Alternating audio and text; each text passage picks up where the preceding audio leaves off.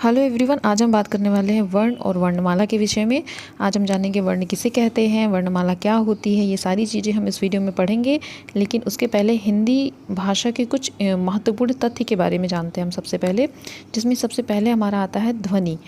अगर हमसे पूछा जाता है ध्वनि किसे कहते हैं, तो भाषा की सबसे छोटी मौखिक इकाई को ध्वनि कहा जाता है। अगर हमसे पूछा जाता है वर्ण किसे कहते हैं, तो भाषा की सबसे छोटी लिखित इकाई को वर्ण कहते हैं। ध्वनि जो है वो मौखिक इकाई है सबसे छोटी, और वर्ण लिखित इकाई है सबसे छोटी।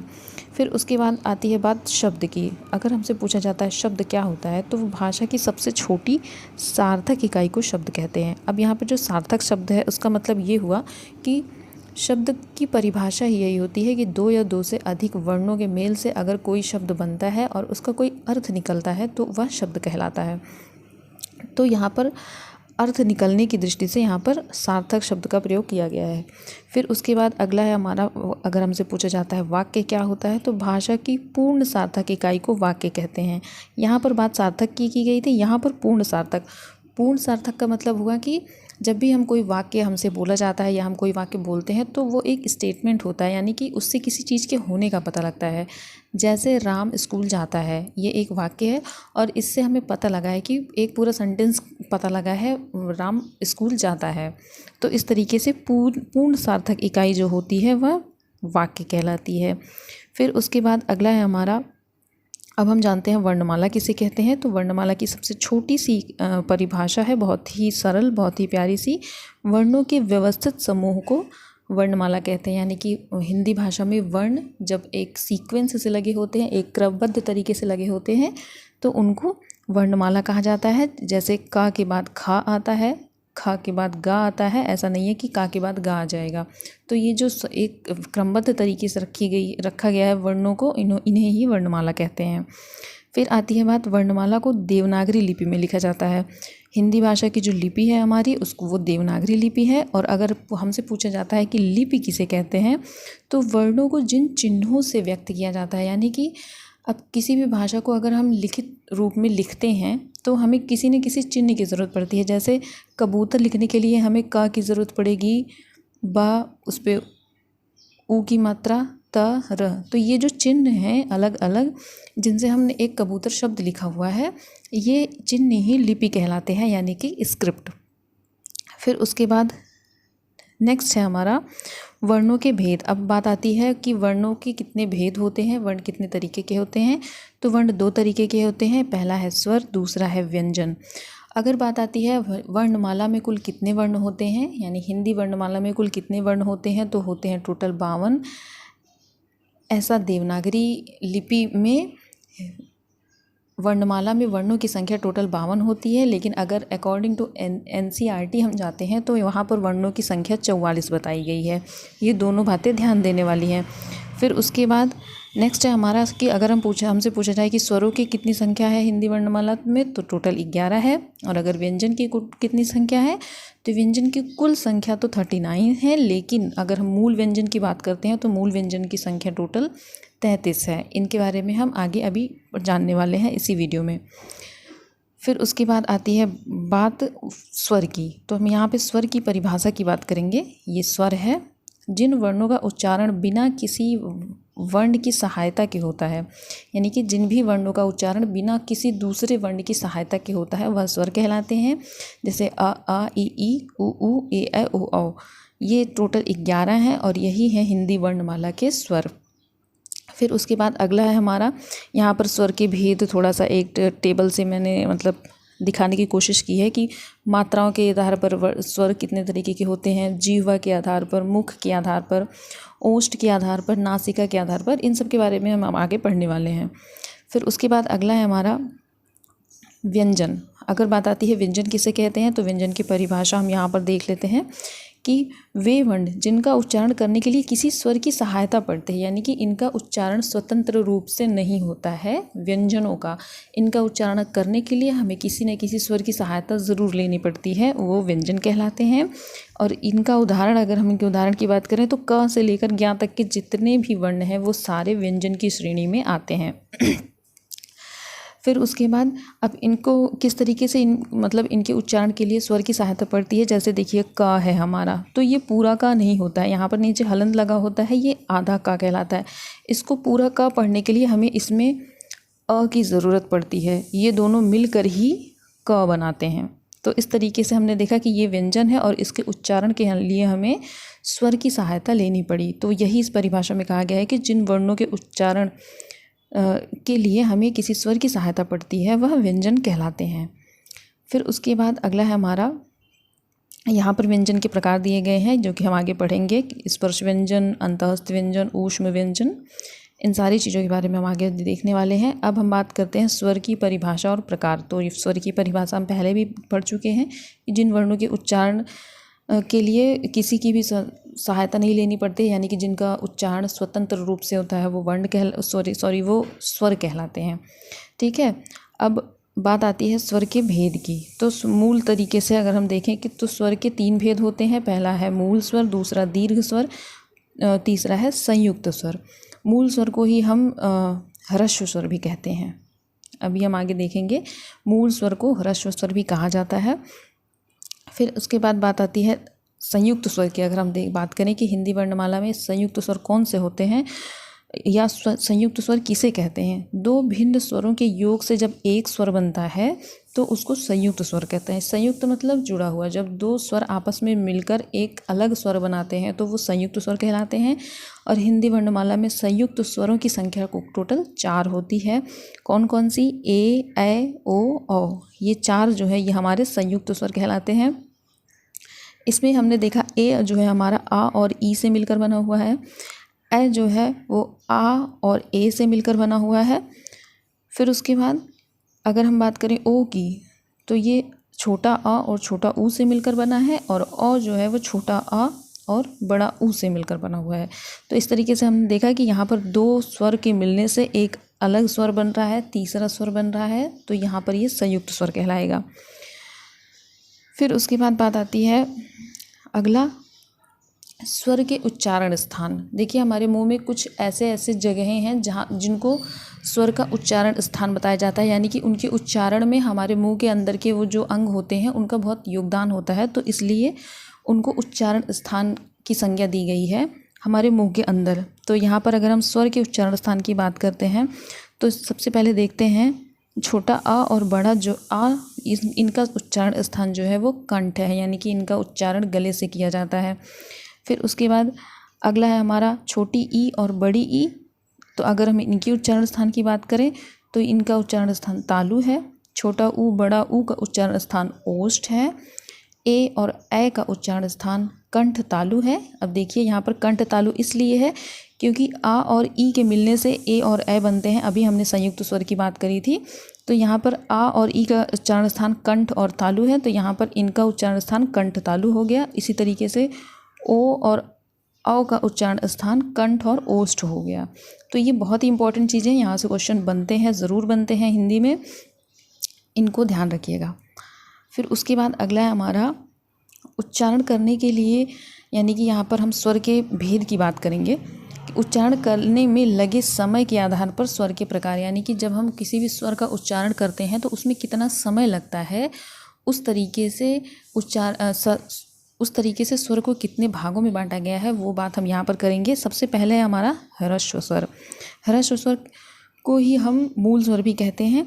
जिन स्वरों के उच्चारण में कम से कम समय लगता है वह ह्रस्व स्वर कहलाते हैं।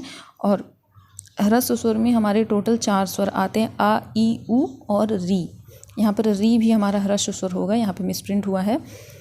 छोटा आ, छोटी ई, छोटा ऊ और री, ये 4 हमारे ह्रस्व स्वर कहलाते हैं।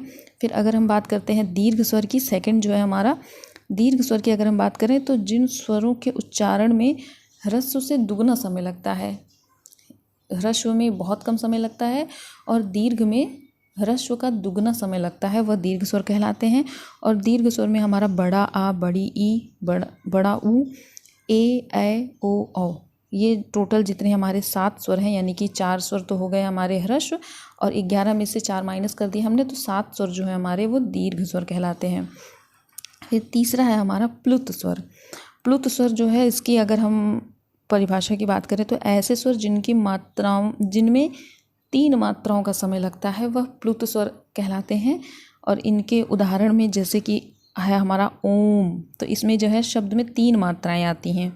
ओम में 3 मात्राएं आती हैं। ओम जो है ये प्लुत स्वर का उदाहरण है। फिर उसके बाद अगला है हमारा जीभ के आधार पर स्वरों के भेद। अगर हम जीभ के आधार पर स्वरों के भेद की बात करते हैं तो कुछ स्वरों का उच्चारण में जीभ का अग्रभाग काम करता है और कुछ में मध्य भाग काम करता है, कुछ में पश्च भाग काम करता है। तो इस तरीके से जीभ के आधार पर स्वर को 3 भागों में बांटा गया है, जिसमें से पहला है हमारा अग्र। अगर हम अग्र स्वर की बात करते हैं तो इसमें छोटी ई, बड़ी ई, ए और ए आता है। अगर हम मध्य स्वर की बात करते हैं यानी कि जीभ का जो बीच का हिस्सा होता है तो उसमें केवल छोटा आ आता है।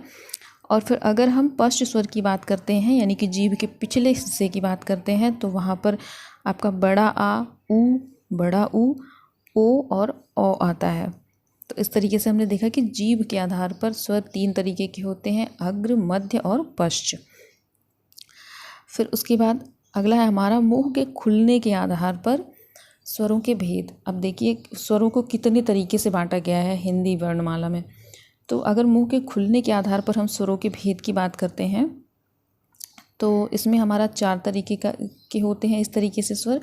पहला है संवृत, दूसरा है अर्ध संवृत, तीसरा है विवृत और चौथा है अर्ध विवृत। अब संवृत की अगर हम बात करें तो इसमें ई, उ, ये 4 स्वर आते हैं संवृत स्वर में। अर्ध संवृत स्वर की अगर हम बात करें तो ए और ओ आता है। विवृत की अगर हम बात करें तो इसमें सिर्फ और सिर्फ बड़ा आ आता है। और अर्ध विवृत की अगर हम बात करते हैं तो इसमें आ, ऐ और औ आता है। तो इस तरीके से मुंह के खुलने के आधार पर स्वर हमारे 4 तरीके के हो गए। फिर उसके बाद अगला है हमारा ओष्ठ के आधार पर। अगर हम बात करते हैं कि ओठ के आधार पर स्वर कितने तरीके के होते हैं या ओष्ठ के आधार पर स्वर कितने प्रकार के होते हैं तो ये 2 प्रकार के होते हैं। पहला है वृत्ताकार या इसको वर्तालुकार भी कहते हैं और दूसरा है हमारा अर्धवृत्ताकार, वृत्ताकार और अर्धवृत्ताकार। वृत्ताकार की अगर हम बात करें तो जिन स्वरों के उच्चारण में ओष्ठ वृत्ताकार खुल जाते हैं वो हमारे वृत्ताकार स्वर कहलाते हैं। जैसे उ, ओ और औ, इनका हम जब उच्चारण करते हैं तो हमारा ओठ जो है वो एकदम वृत्ताकार हो जाता है। तो ये 4 स्वर हमारे वृत्ताकार या वर्तालुकार हैं। और अर्धवृत्ताकार की अगर हम बात करते हैं तो अर्धवृत्ताकार में आपका छोटा आ, बड़ा आ, छोटी ई, बड़ी ई, ए और ए आता है। तो इस तरीके से ओठ के आधार पर हमारे स्वर जो है वह 2 तरीके के होते हैं।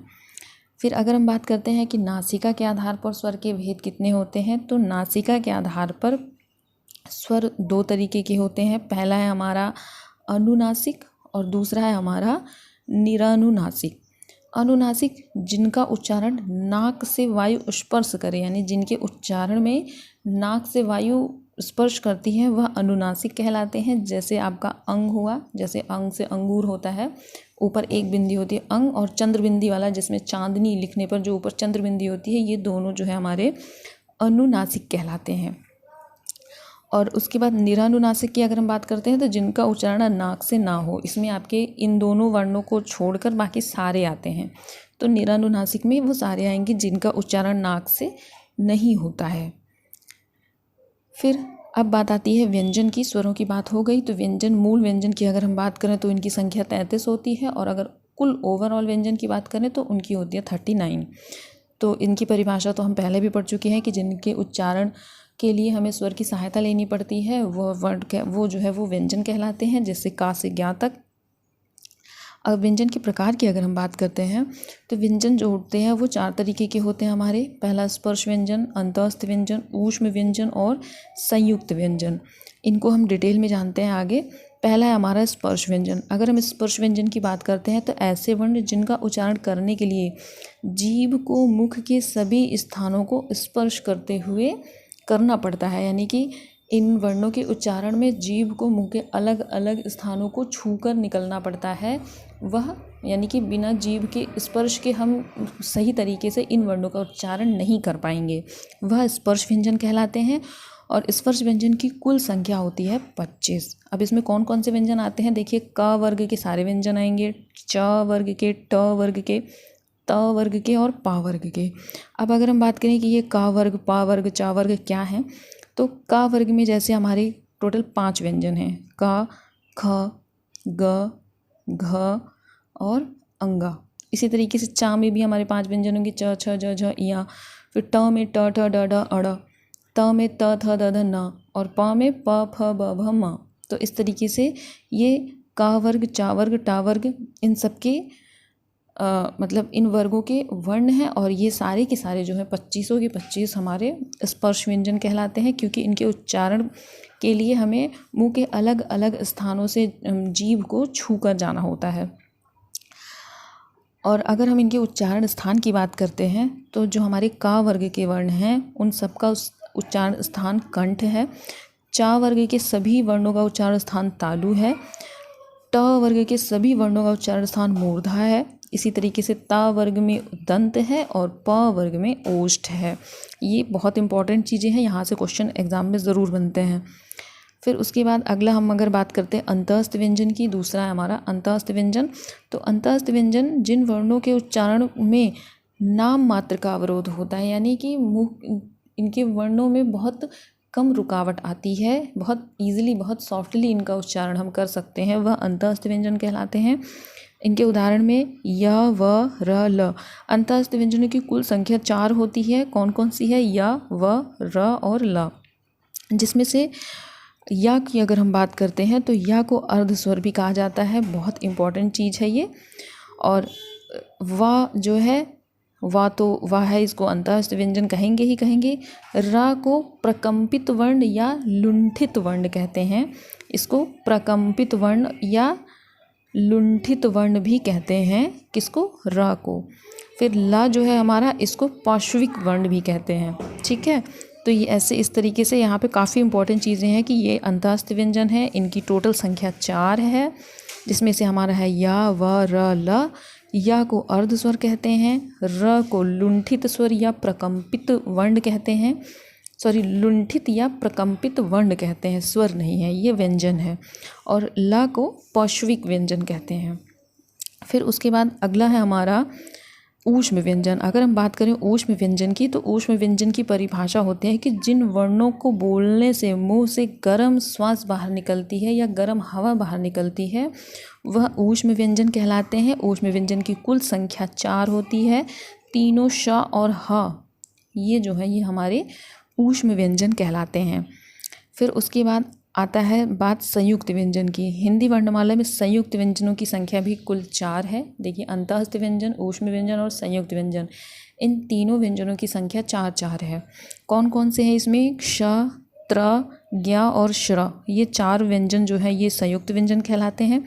क्यों संयुक्त व्यंजन है, क्योंकि ये 2 व्यंजनों के संयोग से बने हैं, किन्हीं 2 अलग अलग व्यंजनों के मिलने से एक अलग व्यंजन बना है, इसलिए यह संयुक्त व्यंजन कहलाया। ठीक उसी तरीके से जैसे हमने अभी संयुक्त स्वर की बात करी थी, तो देखिए श, जो क्षत्रिय वाला क्ष होता है वह क और श से मिलके बना होता है, ठीक। और उसके बाद जो त्र से त्रिशूल होता है वो त और र से मिलकर बना होता है। फिर ज्ञ से ज्ञानी, ये हमारा ज और इया से मिलके बना होता है।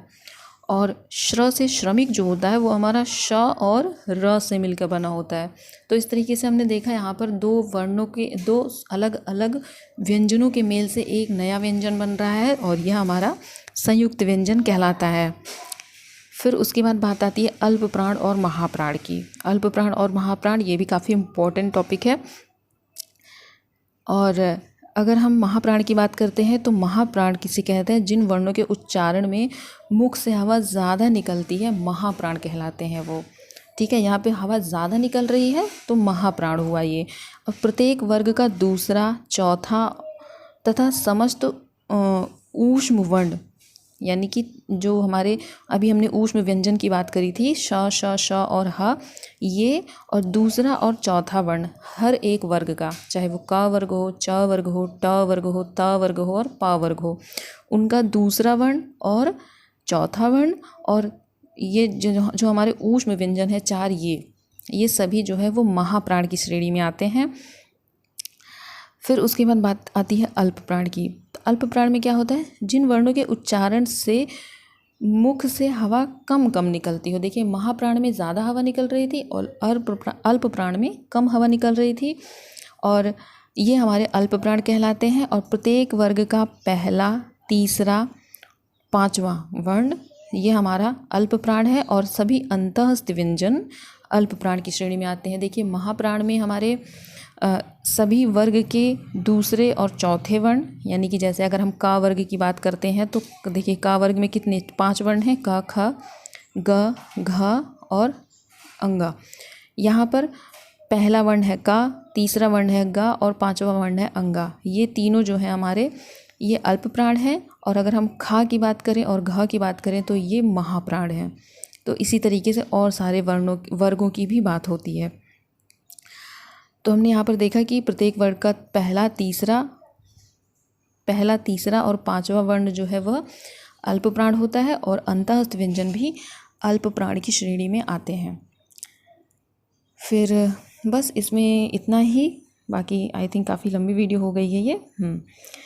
तो इतना ही, बाकी इसके आगे के जो टॉपिक्स हैं हमारे हिंदी व्याकरण के उनको हम आगे डिस्कस करेंगे। इस वीडियो में इतना ही, मिलते हैं आगे, तब तक के लिए धन्यवाद।